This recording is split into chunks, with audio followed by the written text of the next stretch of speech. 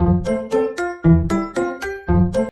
pangkatang gawain sa mga mag-aaral ay nakatulong upang mapaunlad ang kanilang mabuting samahan at pakikitungo.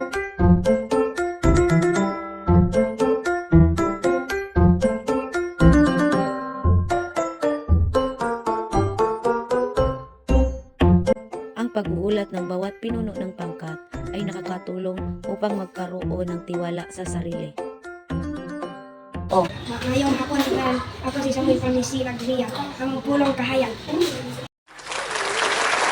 Siguro to, ang ihimo sa pulong artificial. Alright, very good, Pakpak. Next. Ako si Tisla Lizaldo, graph trait, ang mula yung pulong at natural. Alright, palakpakan.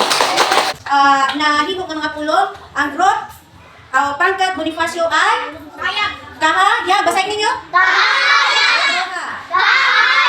Kahayag sa English, light. Sa pagkakataong ito, ipapaliwanag ng guro ang pangalan ng kanilang mga pangkat. Sa ganon ay magkaroon sila ng kaalaman hinggil sa mga bayani ng ating bansa.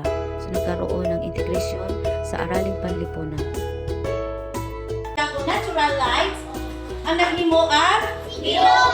Dili na to mabuhat. Ang pwede na magbuhat ay ang ilog.